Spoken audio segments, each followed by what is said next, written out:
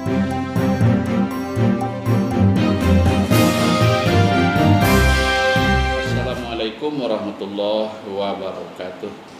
Alhamdulillahirabbil alamin, wassalatu wassalamu ala asyrafil mursalin wa ala alihi wa ashabihi ajmain.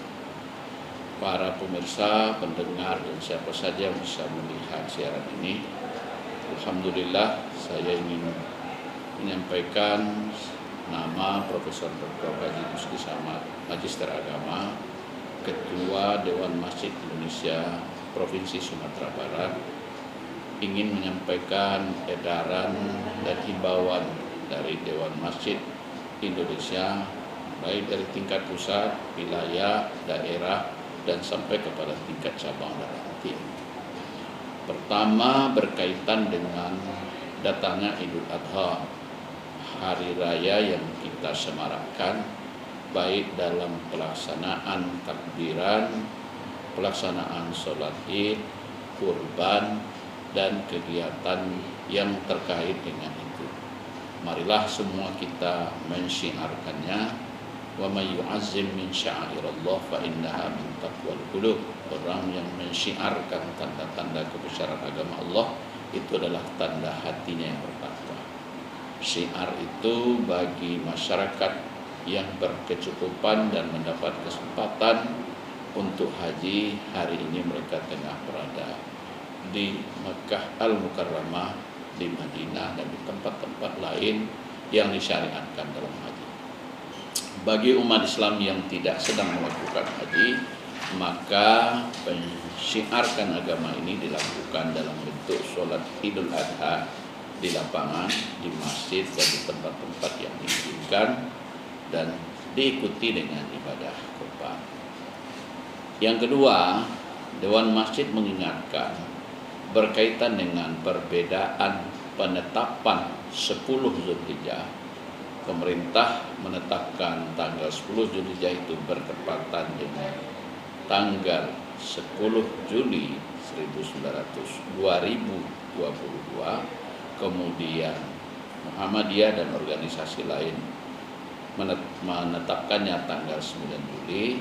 Maka umat Islam diimbau untuk tidak mempermasalahkan itu secara serius.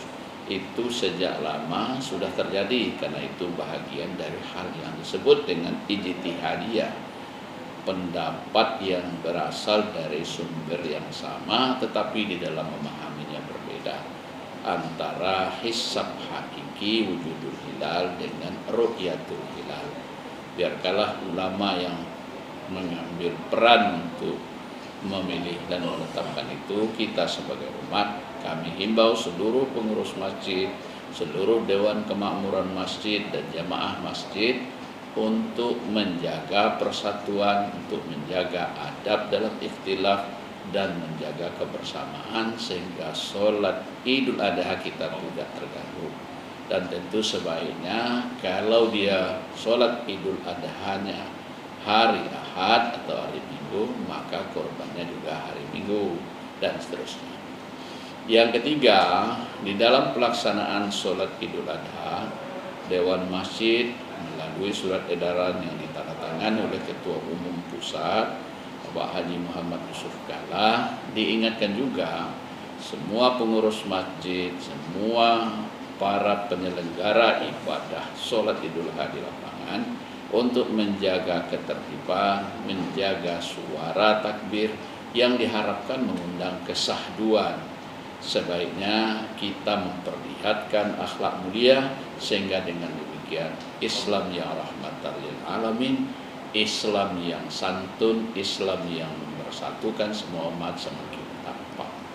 Itu yang ketiga. Yang keempat, Dewan Masjid Indonesia baik dari pusat, provinsi, kabupaten, kota sampai ke tingkat ranting, sampai ke tingkat pengurus masjid, mengingatkan kita semua untuk bersama-sama mengambil momentum Idul Adha ini, sekaligus juga untuk meningkatkan kebersamaan kita, membagi daging kurban bagi saudara-saudara yang lebih di masjidnya. Oleh karena tingkat ekonominya bagus, diharapkan mengirim kepada masyarakat atau umat yang tidak ada korban di sana.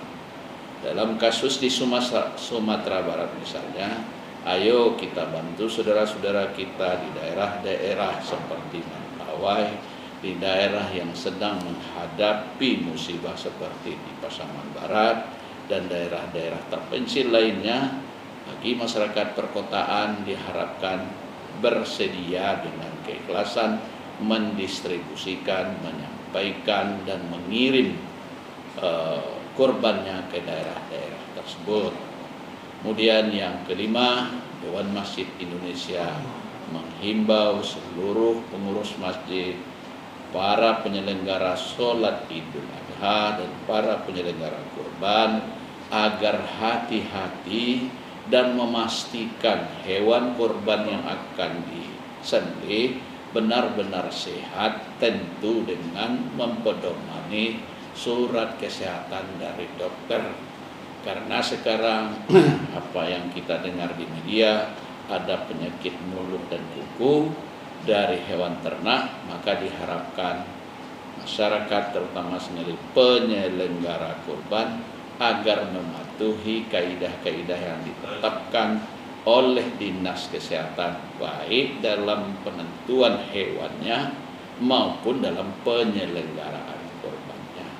Itu beberapa prinsip dari himbauan Dewan Masjid Indonesia berkaitan dengan penyelenggaraan Idul Adha dan Hari Raya Kurban, tak terkecuali waktu tempat. Marilah kita jaga kebersamaan, ukhuwah dan persatuan di dalam kerangka membangun kebersamaan umat.